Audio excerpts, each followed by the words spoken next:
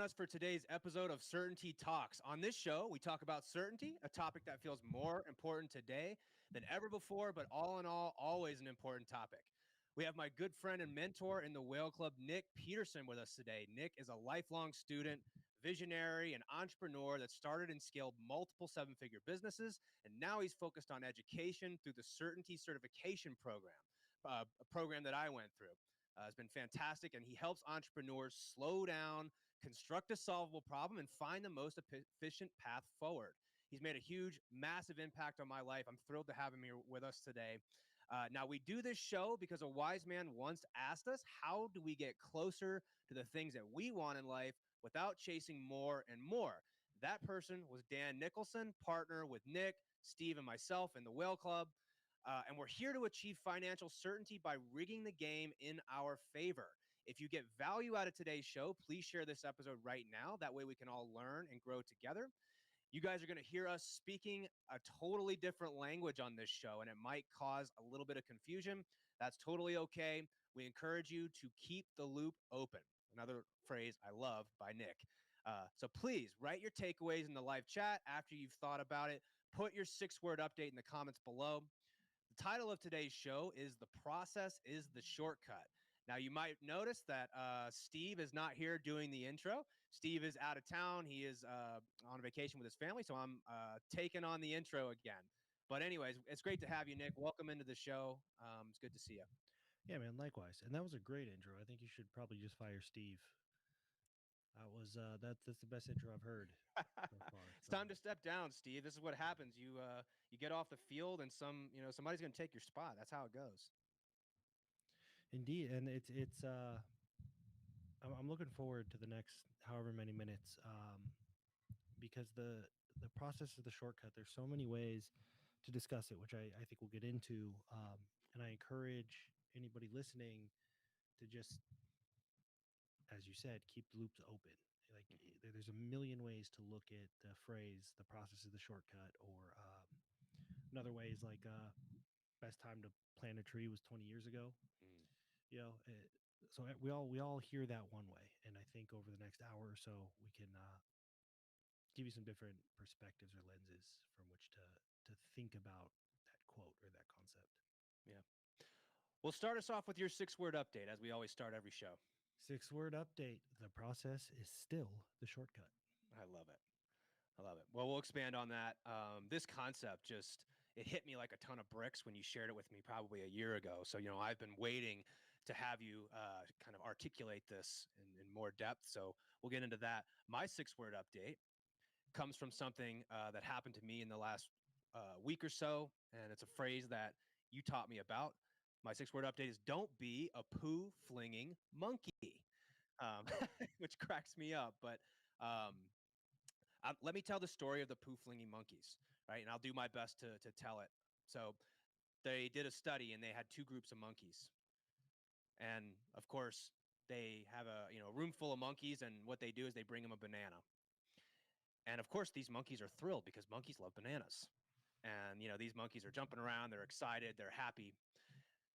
And then they had another group of monkeys where they came in and they gave them each 2 bananas. And of course, the monkeys are absolutely thrilled beyond all belief. But here's what they did is they went in and they took one of the bananas away from the group of monkeys that they had given two to.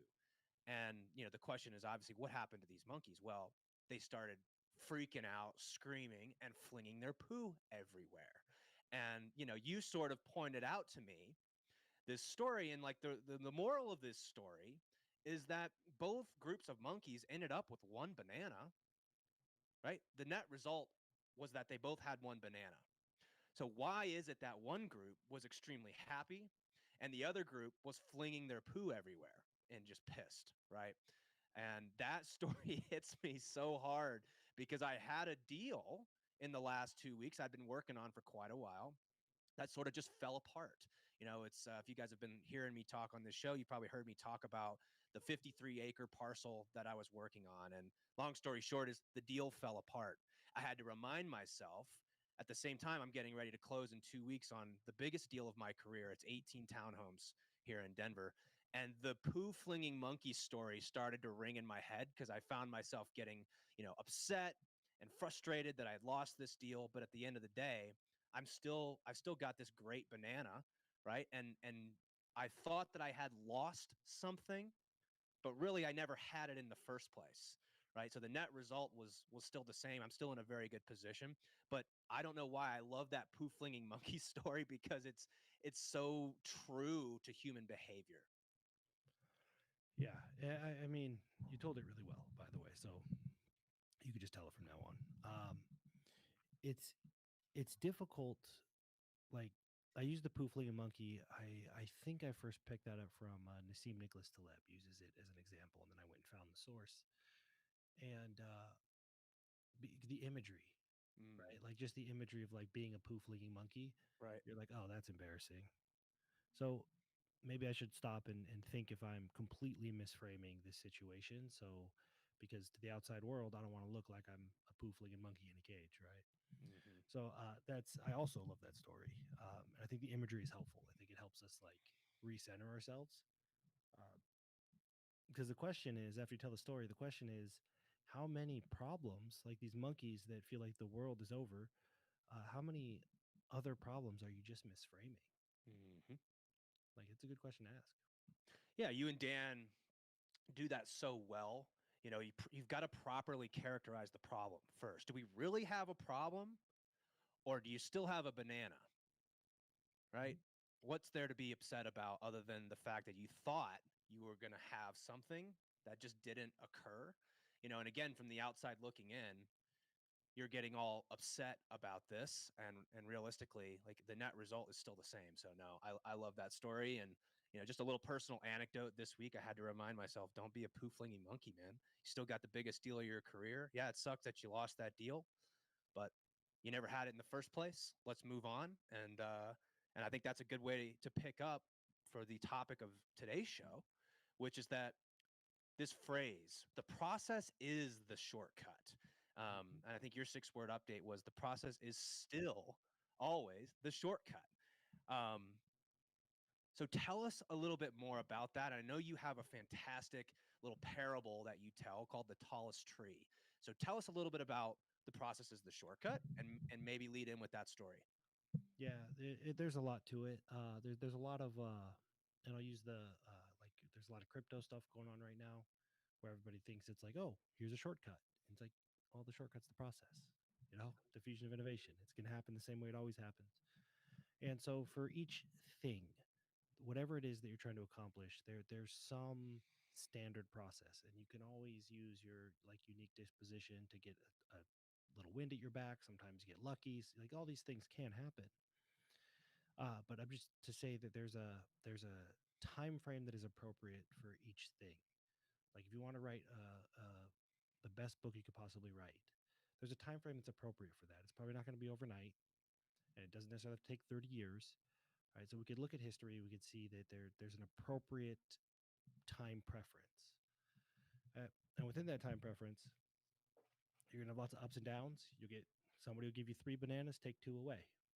And you have to understand where you are in the time preference. So um, a few examples of when we say the process is a shortcut, it's like the shortcut is sometimes a dream. Uh, you dream of hitting the game winning grand slam at the bottom of the ninth inning of the World Series, uh, but you don't really get to choose if you're in the World Series. You don't get to choose if the bases are loaded when you come up to bat. So, how do you have the highest probability of being in that situation? You become the best hitter you can every single day. It's the Mm, process.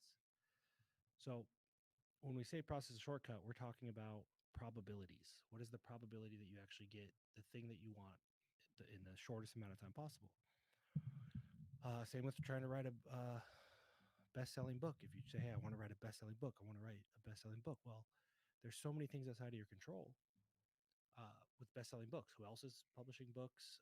What kind of weird, cronyisms going on? Like all this stuff. The highest probability that you write a best-selling book is that you sit down every day and you write the best book that you can. You go through the process. So the example I use And the first time I told it, I used grass, Hmm. like growing grass, and everybody thought I was talking about weed. So, because the grass is greener, Right. and so I was piggybacking off that. So it changed to trees. But imagine this is an orientation thing, Paul. Imagine we drive through this neighborhood and see this amazingly tall tree, and this guy's really proud of it. He's like, "Look at my tree." We're like, "That's cool. We should grow trees." And you get stuck on this orientation that I'm going to have the tallest tree. Hmm. That's what I want, the tallest tree.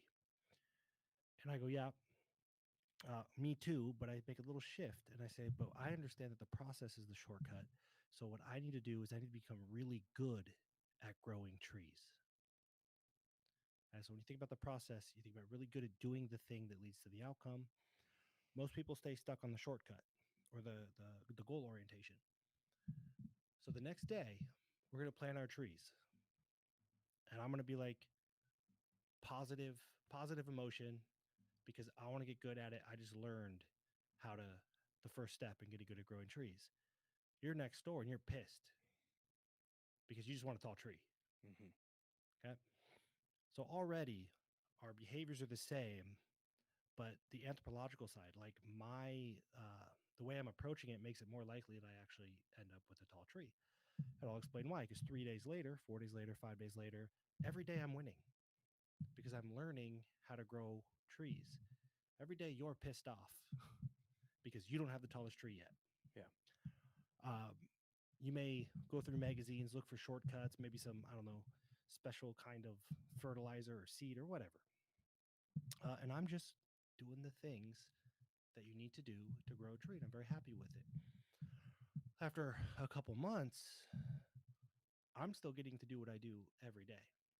And it's great. You're still pissed off every day. So it's very likely that you start doing things like kicking the tree, thinking it's really hard to grow trees. You need a day off from growing trees. F it, I'll come back tomorrow. Well, you just missed a day and I didn't. Giant hailstorm comes through, and Yep. now all of a sudden you think this is happening to you, right? And Yeah. it's like, why? Why is this happening to me? You're hoping for good weather. When a hailstorm comes, you're, oh, this is just getting me further away from what I want. Where I'm like, oh, I guess this is part of growing trees. Right. So I got to learn how to do this. And what happens, let's say that you somehow plow through it and you end up with a big, tall tree. It won't be as beautiful as mine because you've missed a bunch of days and you tried a bunch of goofy shortcuts. And remember, when you try a shortcut, every decision you make has an infinite number of other trade-offs. So when you try a shortcut, you were not doing what we already know works. And so every shortcut you try, that is resources that is not going into something that is part of the process. Yeah. So, but let's say we both grow trees. Can't really tell which one's taller. Doesn't really matter. The process for you was horrible. Now, if you think people that build businesses, people that maybe raise children, people that they're just like, wow, I can't believe I survived that. I never want to do it again. Building a business, growing a tree, raising a child, whatever is so hard. Where I'm going to be like, wow, that was really enjoyable. I think I'm going to plant some more trees. So you put this on repeat enough times, and you're looking over the fence at me like this a-hole. He's so lucky. He just good things happen. Look at him just growing all these trees. It was so hard to grow a tree, and it just happens for him. Call it good luck. So it kind of highlights both the from a resource allocation standpoint. Every shortcut you take or try to take is taking away from the things that have been proven to move forward or be appropriate for the process.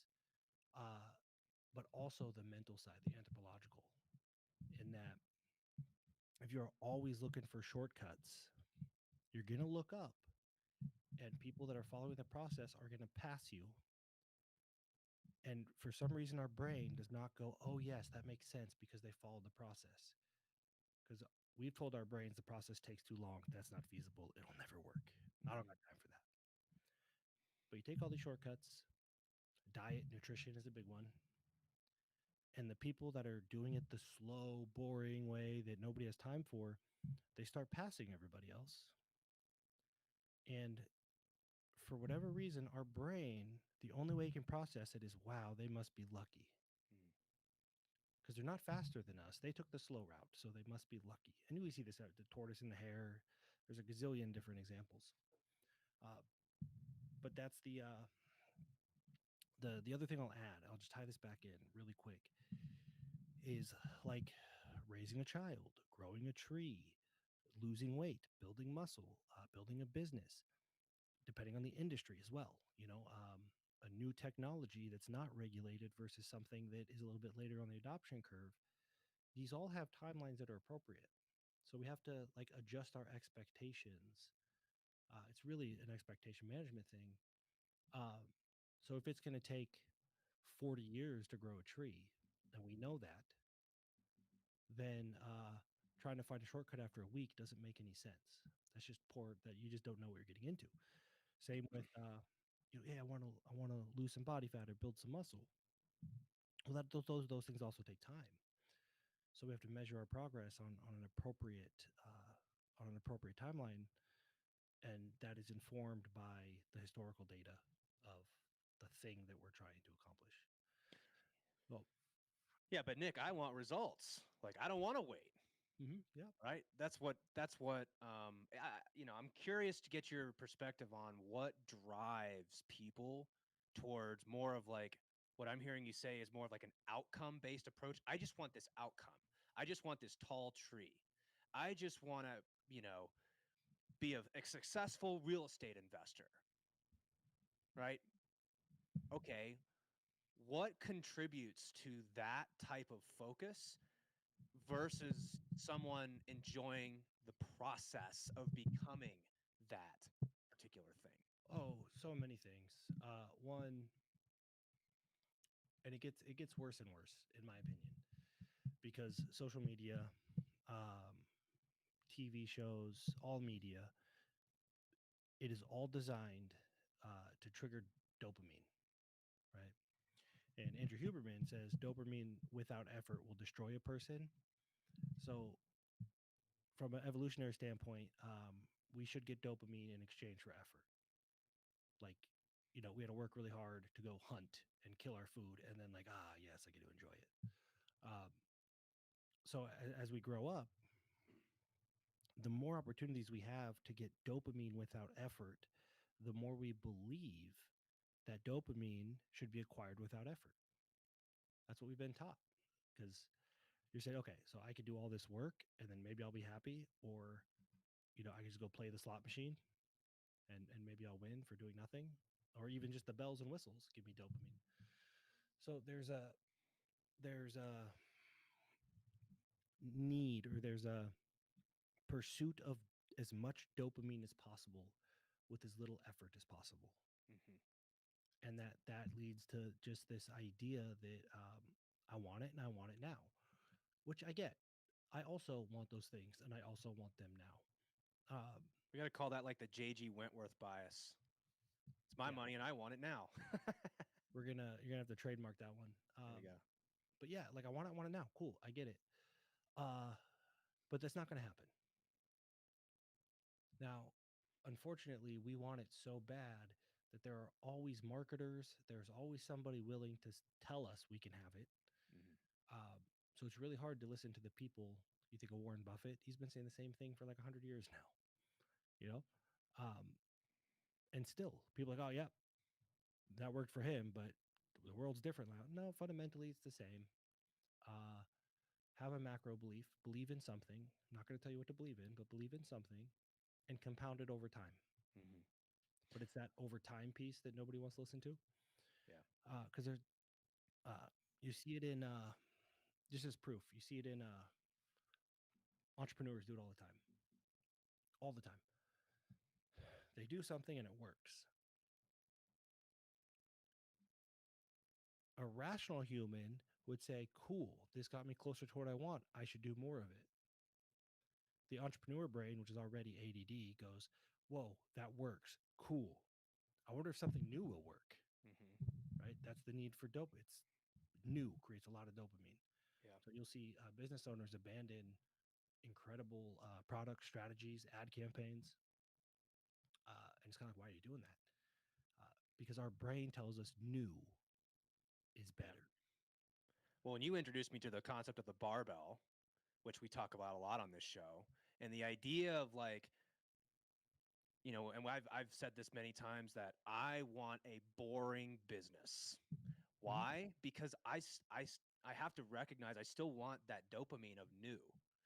I just don't mess with it inside of my reliable business anymore. I go play on the other side of the barbell where I can take bets, I can be curious, I can press buttons just to see what happens when I press them.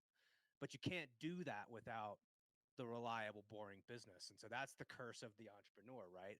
Is they start one thing and then they don't make it reliable, but they go on to the next thing. And then they go on to the next thing. And everything is sort of being, Dan would say optimize before you maximize, right? You're doing all these things before you've created any reliability.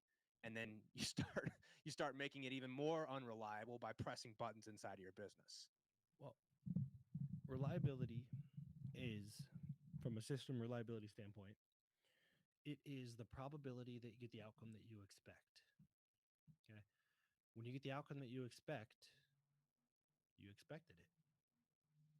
There's no dopamine. Right. So entrepreneurs are the biggest culprits of this, but it's everybody. It's They tend to destroy positive things that are reliable. They hold on to negative things that are reliable. It's wild. Uh, but because positivity, they want more dopamine. So yeah, the thing about the process is it's repetitive. It's always repetitive, and it, to rebel against that, sometimes it's structured. Doesn't necessarily have to be structured, but they rebel against that quote unquote boring. So as a human, we have to make a decision, and most people, we know what decision they'll make. They may not say it out loud. They may say the opposite out loud, but you watch the behavior. It's, do you want what your brain thinks you want right now, which is to be entertained? Mm-hmm. Or do you want what you actually want most? That's the trade off. Yeah. When you're focused on the process, you are optimizing for the things that you have decided are the most important to you. Mm-hmm. Uh, if you're stuck on shortcuts and outcomes, then you are optimizing for whatever will give my brain the dopamine it needs as fast as possible. Um, it's a stoic versus an Epicurean. It's really what it is. Well, let's tie this back in. You mentioned macro belief. Let's tie this back into the fact that the majority of the people listening to this show, when we say macro belief, what we refer to is you've got a long-term belief in this. Like if you're listening to this show, you probably have a long-term belief in real estate. And let's talk about an application to real estate for this particular, the process is the shortcut. Mm-hmm. I found myself at the beginning of my career just desperately wanting a really good deal. I was just looking for deals. Like I wanted to have the best deal in town, the biggest deal, raise money for this deal, you know, but I didn't really, I avoided getting really good at analyzing deals. That part requires a whole lot of effort. And Mm-hmm. again, because our brains are wired towards just give me the deal. Like and someone else do the work for me. Tell me that this is a good deal. I found myself doing that as opposed to let's just get really good at finding good deals. How do we know that it's a good deal and how do we stay curious and involved in that process of saying, "Huh, what does it look like to analyze 5 deals every single day?" Well, the problem with that is that it takes a whole bunch of work and effort. And our brains have been conditioned so much in the modern age that we want the dopamine for free. I don't want to do the effort. I just want the deal. So that was the first example that it really hit for me was like, I think I'm actually trying to chase a shortcut. I think I just want the deal, but I don't want to do the work to get really good at finding the deals. It's the classic I want the tallest tree. I don't want to get really good at growing trees. Yeah, and and it makes sense. It'd be great. Now, the truth about the human condition, and some people will agree, some will disagree. That's okay. Is I had this talk this morning with somebody raising their daughter. Like he was like, yeah, she puked on me, she peed all over me. It's a whole bunch of work, and you know what? She's brought me so much happiness. Um, and my first thought, and I said this, was like, yeah, you got to understand. You sit around and you think your brain is telling you that you want it to be easy, but that's not the case. There's a lot of things that are really easy that bring you no joy, like watching TV. It might distract you, right? What you really want is for it to be worth it. Mm-hmm. And our monkey mind is saying, no, if it was just easy, like, no, to actually find fulfillment, the way, you think all of this easy stuff is going to make you happy. It's not. Um, so we got to kind of override that monkey part of our mind, that dopamine addicted part of our mind, and realize that we need to, one solvable problem is we need to choose pursuits that are worth it. That's step one. Yeah. If we don't accept that, we'll never get into the process because we'll just get hijacked by dopamine. So what you really want is you want something worth it. So when you go, man, I'd really just like a big fat real estate deal to fall in my lap, and your mentor or somebody wise that you trust says, well, you got to get good at actually like diagnosing and discerning what a good deal is and how to spot them. And you're like, nope, don't want to do that. Right, that's okay. Um, that just may not actually be worth it. That might not be a pursuit that you truly care about. You're just looking for an easy win, and somebody put real estate in your mind. So it's really helpful to have those conversations, because the shortcuts do reveal themselves as part of the process, and you will only buy into the process if you have decided the outcome is worth it. Yeah. Well, and you catch yourself. So I'd sort of decided in that moment, oh, right. It is worth it to get good at finding deals if you're going to make your career and you know, I have a macro belief in real estate. I believe that there is no better way to build wealth than becoming a really good real estate investor, because not only can you generate massive amounts of wealth, but you can design your life in a way that you choose. It's truly, in my opinion, the way that I want to play my game. Again, it's preference based, as we know. This is not a right or wrong answer, but I think a lot of people listening to this show probably agree with me on that. There's a lot of reasons why we're in real estate in the first place, but that can often but as Dr. Jeff, he's a mentor to both you and I, he tells us that the human mindset gets first dibs every time.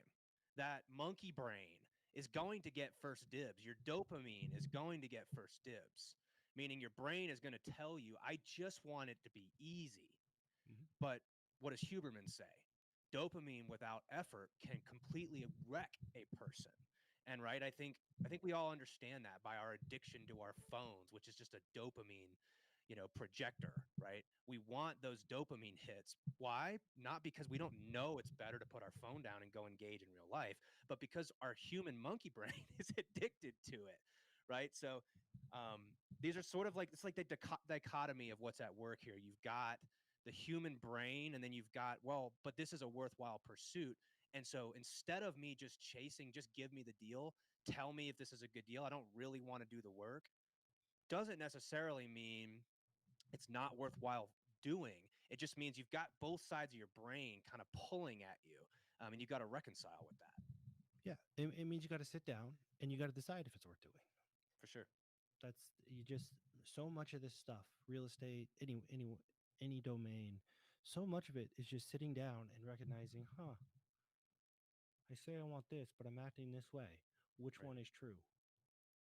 And then Yeah. accepting it. And there's no right or wrong. It's just like once you accept that it's true, maybe it's not worth it. All your friends are in investing in tech. So you always are hoping for a huge tech deal, right? Like as if you're a VC.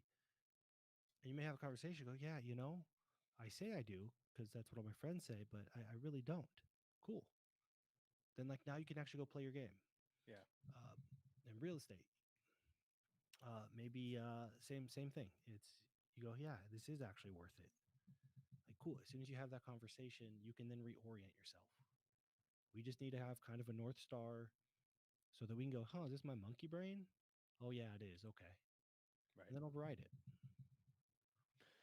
Yeah, and I'm curious to hear your opinion on the impact of curiosity in this process, right? The difference between the person trying to grow the tallest tree and the person who is curious about the process.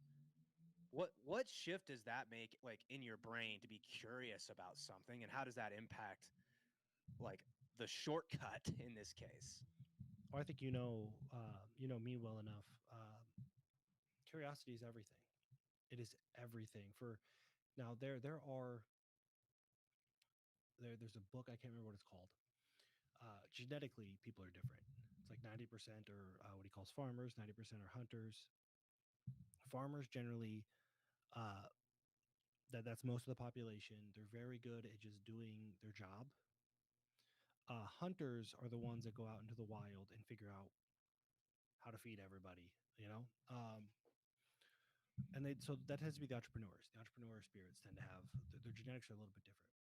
Um, they have a very high level of curiosity, a very high level of curiosity, and it's important because when you are curious, a process orientation is curiosity, and it's typically a curiosity of how does this work. So people like dig deeper and deeper because how does this work? What's the mechanism here? You know, and the whole time they're like, well, what happens if I do this? And why does this do this? The tree's growing. They don't even recognize it. It's like, it's like you got one person staring at the finish line. Try and run a race staring at the finish line the whole time. Doesn't work. It's like try to play a basketball game, stare at the scoreboard the whole time. It doesn't work. Um, so one person stared at the finish line. The other one, the finish line's coming to them, and that's a byproduct of curiosity. It's either how does this work? Well, that's so many of the unicorn companies. We see them now, and we assume that this person like hit their head on the toilet, had a bright idea, and went out and built this company. Most of them are insatiably curious. Mm, Like it's either how does this work, or how can I solve this problem? yeah. Uh, when you are curious, uh, it's very hard to be fearful. It's very difficult to be like overrun with curiosity and fear at the same time. One will override the other, right? So if you're curious, where like in crypto now, um, where there's a lot of fear, it's the people that stay curious. Like, wait, I was never in this to get super rich or whatever. I just wanted to figure out how it works. A lot of the people that do unique, most innovation is curiosity. It's like, yeah, well, it's always been done this way, but could it be done this way? And the curiosity is important because even if you weren't curious, but you drew it up and said, "Oh, I think it'd be done this way," the whole industry is going to tell you, "No, you're crazy, you're stupid, that'll never work," and you won't do it. Hmm. If you're curious enough, you'll be like, maybe I will touch the stove," you know? Yeah. Well, one thing I learned from you that you sort of pointed out was that um, a lot of, I can speak anecdotally, but I'm sure that this is probably felt by a lot of people, that a lot of the anxiety that I felt and that we often feel comes from expectations that we place on the quote outcome. I want it to happen a certain way. I want this thing to happen. And if it doesn't happen, I'm going to be upset. And we spend all this time worrying about before we even know what the outcome is. It's a very stoic thing, right? To not, let's say, not worry about something before it's actually happened. But that's what I noticed is a lot of my anxiety came from expectations that I placed on the outcomes.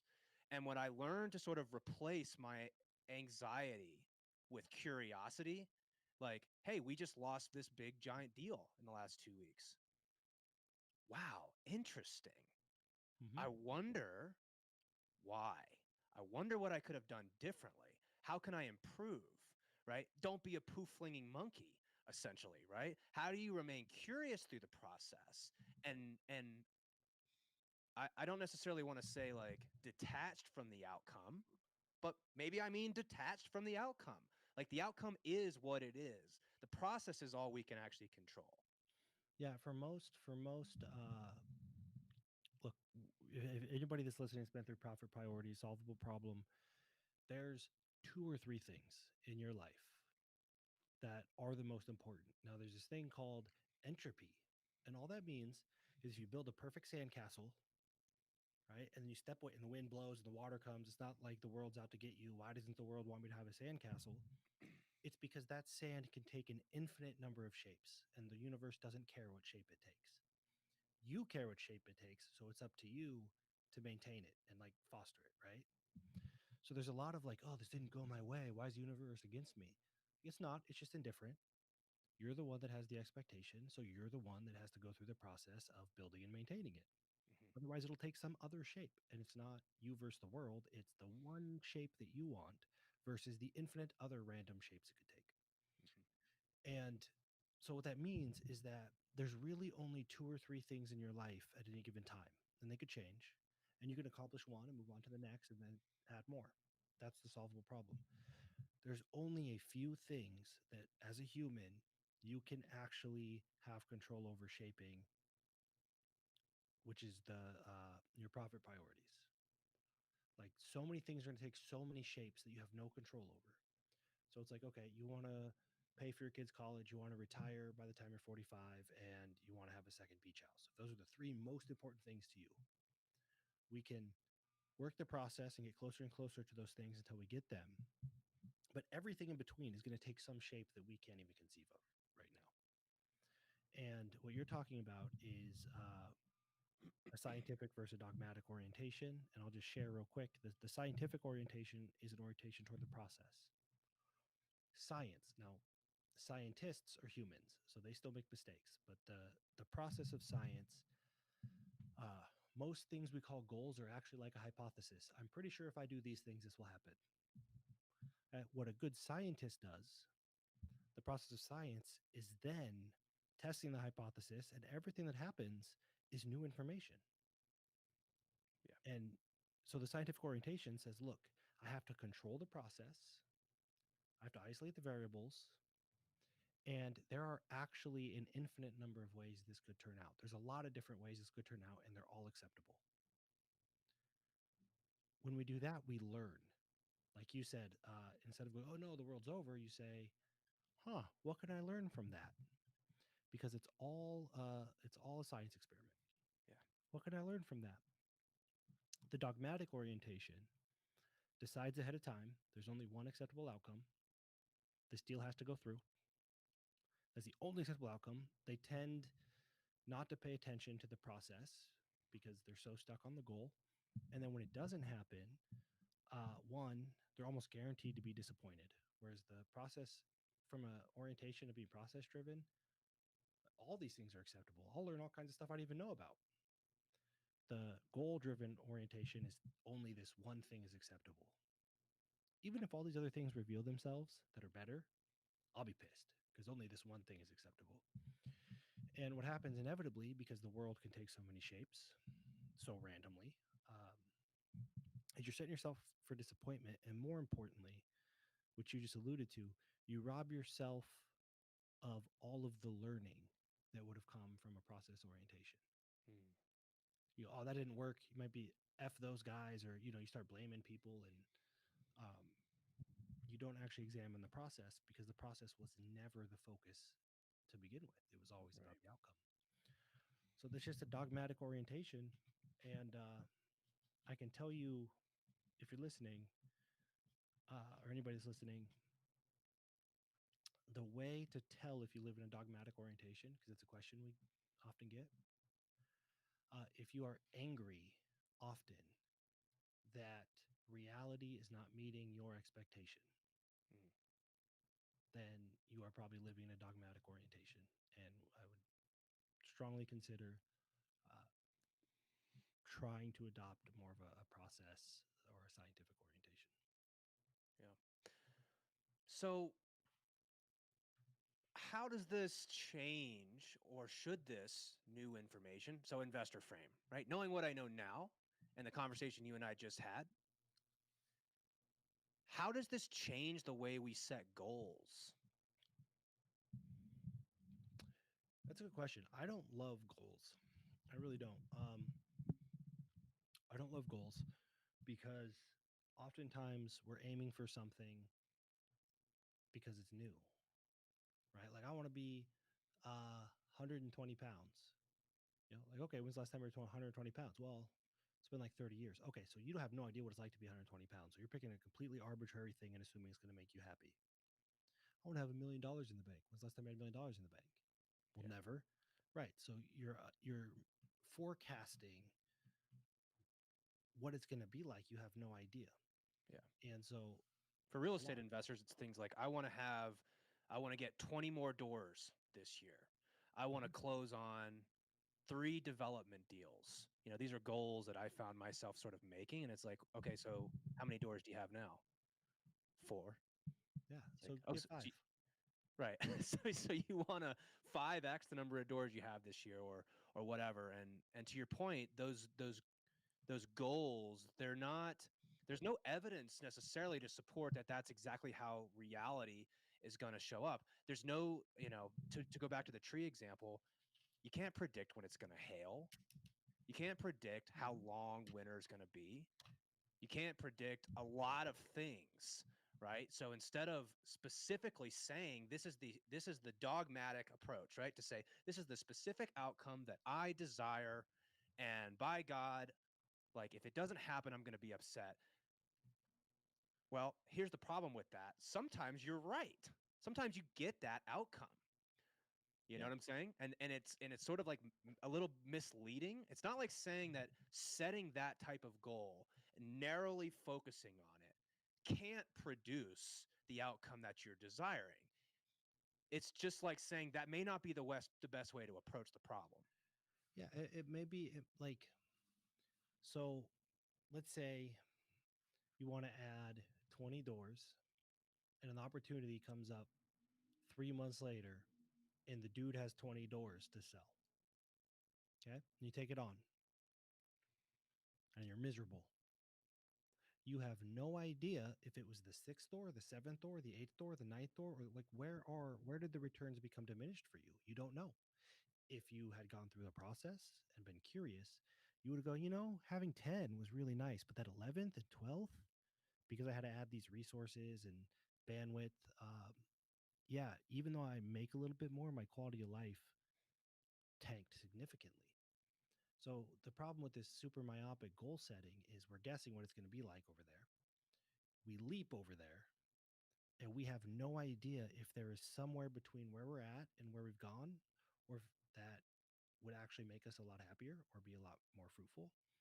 And we have no idea if something more efficient or more favorable, for example, how many times in real estate, I'll ask you, Paul, and anybody listening, you're like, yeah, whether it's a fix and flip or however you do real estate, I'm not a real estate guy. Like, yeah, I just want to do a bunch of these. And sometime later realize like, nope, there I got introduced to this other thing, and what I've been doing is pretty stupid, not efficient at all. If that has ever happened one time to you in your life, which I know it has, there's evidence that what you think you know for certain right now is not for certain. Right. And we forget that. We've all been in a relationship where like, yep, this is the one for sure. The months later, like, nope, I was wrong. Mm-hmm. So work the process, like let be curious and let things come. The Yep. the biggest danger, I'll just repeat what you said, is yes, you can set goals, you can put blinders on, and you can grind them out. And many times you will achieve that goal. And you're like, win column the whole time. Your family sees less of See, you. told you. Yep. See, You're taking on more risk. You're tired. You're exhausted all the time. You never see your family. And somehow you have a scorecard of wins. Like that's the big disconnect is what are you winning? You're going to be the king of your deathbed because nobody else going to be there with you. Like, so yeah, goal setting, it can quote unquote work. It's not very likely to make you happier. well, and I think for me, I am a big goal setter, But what I had to do, because my brain is wired that way, I still have that same lizard brain, monkey brain, whatever you want to call it, right? The old brain. And um, instead of setting outcome based goals, I want to make this much money. I want to have this many doors. I set process based goals. It means like I want to get up every day by 6 a.m. I want to evaluate 5 deals every single week, right? I want to, I have health goals, I have business goals, I have personal goals with my wife. Like we want to go out to dinner once a week. I look at these things as things that are within my control. I can control whether I spend the time to do these things or not. I can control the habits that I have, the daily actions that I take, right? And I found a lot more power and curiosity in playing this game on like, how do I get better? And I created a scorecard for myself, right? Where I track my habits and the things that I want to get good at, but they're process based goals. Why? Because I can control those things. And I know that by doing these actions repeatedly over time, not only am I going to be curious about how to get better at that and how to become a better person, overall.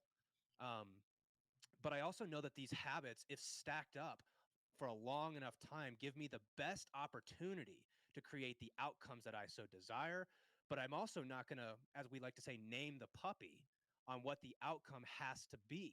Because I was doing fix and flips and single family rentals and stuff like this for the longest time.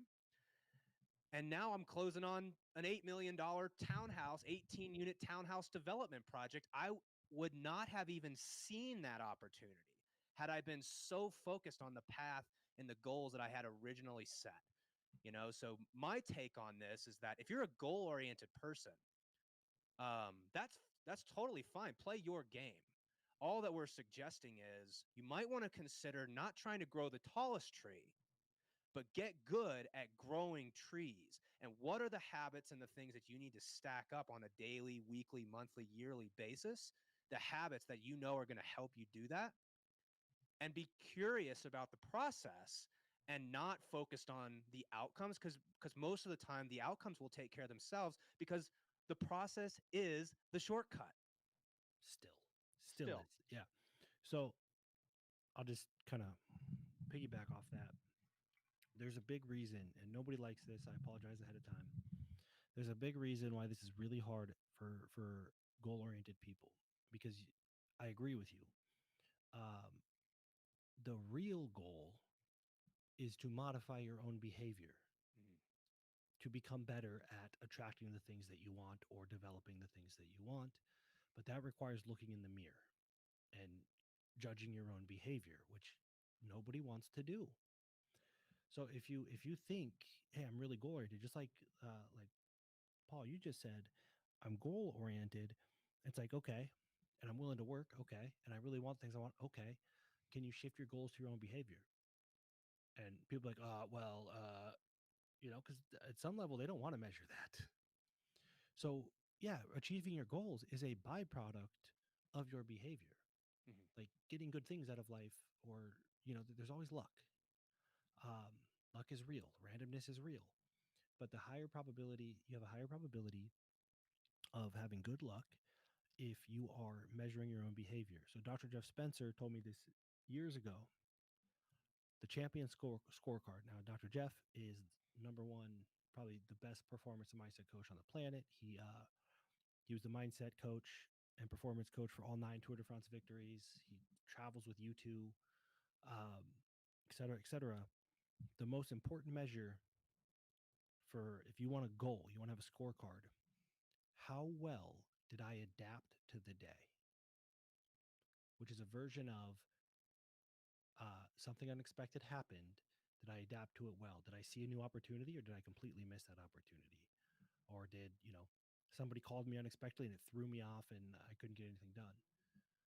Um, so that tells me, the way I interpret that is that the most important thing to score yourself on is how you adapt to the day, then that means we assume unexpected things will happen, and how we behave, how we respond is the number one thing that determines whether or not we end up getting to where we're trying to go. Hmm. It's not something out there. It is something out there. Things do exist. Banks collapse. We just saw that. The Yeah. question is, how did I behave in response to that?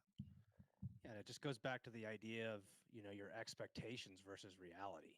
You know, we, and I mean, that's really my expectations are that by doing these process oriented goals, if I do them consistently and long enough, it will bring me the results that I want. But those are just my expectations. um, I have to measure that against reality. Not only how consistent are you at doing the things that you say you're going to do, right? Because it's like, well, if you say you're going to go to the gym 5 days a week and you only go four, a lot of us are like, that's a huge win. Mm-hmm. And you and I know, well, that's only 80% reliable, right? If you're only doing that 80% of the time, how many of us would drive a car that was 80% reliable? We wouldn't. How many of us would get in an airplane that was 80% reliable? How many of us would use a computer that was 80% reliable? We wouldn't. Yet we give ourselves all this grace and just like, well, it must have been the problem with the process, so not only is there a gap between like what we say we're going to do and what we actually do, there's also a gap between what we think is going to work and what actually will work in reality.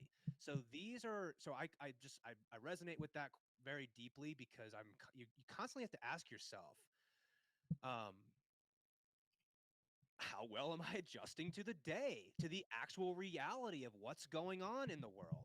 I know that, investor frame, right? Back to that. I know you thought this was a good idea at the time. And you thought that by doing these things over and over and over, you were going to get the expectations that you had, and that was going to be perfectly aligned with reality. But what do we know is that that's not true, as often as we'd like to think that it is. So it's constantly like reevaluating that and where we are relative to reality. Yeah, that's a great example. I mean, again, back to 80%. None of us will get in an airplane that had an 80% chance of, taking off and landing safely. Um, and yet, we will water our tree 4 days out of 5 and be like, yeah, we're doing pretty good. And then we'll say, this doesn't work. This plan doesn't work. Well, no, it's actually your behavior. Until your behavior matches the plan, we're not gauging the efficacy of anything but your behavior. And so the process orientation, the scientific orientation that we talked about, or we've been talking about, it puts us in a position to be honest about that. Like, what could I do to be better at growing trees? Well, I could not miss a day. That'd be really helpful. Okay. And now we have something that we can achieve tomorrow. Don't miss tomorrow. Like, we've created a little mini thing that actually makes it more likely that we get the outcome we want. But if we sit there and like, we're so focused on the goal, we do not acknowledge our own behavior within the whole system. And it is almost certain that our behavior is the least reliable component. It's the biggest wild card. It's probably the problem. Um, but we'll miss it. We'll miss it if we are stuck in, I got to do this in 10 years. You could start there. Solvable problem. If you said, most important thing is that my wife never has to work again, and I'd like to do that in 5 years. Okay. If that's very important to you, you could set that, but then we switch it, just like the tree example. So how do I have to behave to make that happen? And then the goals become behavior goals. Yeah. They become process goals. Yep. Well, great conversation, man. I really enjoyed this. This was a huge impact on my life, really, just to kind of again, I don't think that this is rocket science. It's fairly obvious in a certain sense that the process is the shortcut. If you want to get an outcome, don't focus on the outcome. Don't stare at the scoreboard. Don't stare at the finish line. Work on practice every single day. Are you showing up to practice? Are you, we're just weaving around a whole bunch of examples, but the point is, like, focus on the process, be curious about the process, play a game that's worthwhile, right? If you're finding yourself not super thrilled about getting good at running deals and analyzing real estate deals, you got to ask yourself, is it really worthwhile to you to be a real estate investor? Maybe it's not, no judgment, of course. Like it doesn't, that's not the only way to make money, right? But if you do have clarity that, this is a worthwhile venture, it's proven time and time again that by focusing on the process, getting good at analyzing the deals is a much faster way to get a good deal than just sitting around focused on how do I get a good deal? How do I get a good deal Mm-hmm. day after day?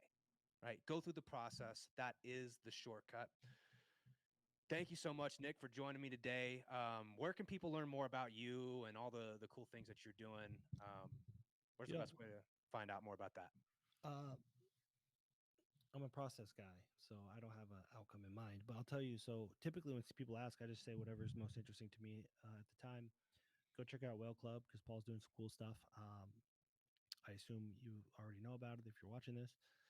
Uh, Peter Diamandis is creating a new AI, and everybody is spinning out trying to get caught up. A whole bunch of people are going to wreck themselves because they think like, oh no, I need to learn AI. They're going to lose hours and hours and hours, and they're still going to fall behind, and then they're going to have lost hours and be behind. So while everybody's going, hey, how do I make money? How do I make money off AI? I go back to the process for me. It's always the process. Is I'm in the process of doing interesting things and trying to make my life better every day. It's not like I'm trying to get to a certain, goal. Wow, once I get there, I'm there. It's like, what are all this cool stuff's coming out. So they have this new AI, and you can create a newsletter. So you could say like, investing. Maybe they're interested in whales. Maybe the whale club starts educating about whales. Or you could say, I really like Warren Buffett. I really like this person. This person. So this AI will curate the best of the best, and then you can share it with people. And based on their behaviors and open rates for every email I've seen, because Joe Polish is doing this, the open rates go up over time because AI optimizes the headlines, the content, all that stuff. And I was like, I don't want to grow an audience. That's the last thing I want. Um, and so I was talking to Joe Stolte, who is the partner on it's called Future Scope. And I was like, can you just build me something I want to read? And then I'll just share it with others. So for, I write my newsletter. I write for a lot of different newsletters and publications. And I was like, yeah, but there's nothing I want to read. So you can Google and just click down and find stuff that I made and I'm working on. But what's more interesting and might be more helpful sometimes is if you're interested in what I'm reading, you can go, it's subscribe.nickpetersen.com. And then you'll see in my content and stuff, you'll be able to tell like, oh yeah, I just read that too. So I'm having all my favorite sources curated and sent directly to me. And then part of the deal is I said I try to get, enough subscribers for them to get data to optimize. Nice. Yeah, I checked that out yesterday, so I got on your list. It's pretty cool, right? AI Yeah, is running the whole thing. I have zero minutes of work. that's cool. Crazy stuff coming with this AI. Stay curious and just remember, right? We're all going to want cheap dopamine, but the process is the shortcut, just like it is with anything. So if you want to get good at something, you know, go through the process. Um, we got like Nick was saying, we've got a bunch of stuff on Whale Club, and just this is kind of what we talk about inside of our community. We learn to implement these tools, these frameworks, these mental models into our life so we can get the things that we want. So if you guys want to learn more about that, you can go to realestatecertainty.com. From there, you can check out all of our podcasts and all the different stuff that we're putting out. There's a link. You could also go directly there to whaleclubfreestuff.com. We're just putting out a whole bunch of stuff that we find useful. Hopefully you guys find it useful as well. We use these things to make better decisions in our life. And a lot of this came from Nick and Dan, directly from them. They taught us. We're adapting it and learning how to apply it in the real estate world. And we want to share that with you guys. That's sort of the point of this show, is to share all these tools, these frameworks, these mental models that are working for us. So go check that out, realestatecertainty.com. It's Nick Petersen, NIC Peterson. So if you guys want to check out subscribe.nickpetersen.com, go check that out. Thanks again for joining us, Nick. Anything you want to say before we jump off today? Oh, somehow you're on mute. There we go. Nope, nothing else. I have to jump. It was a pleasure and appreciate the time as always. Yep.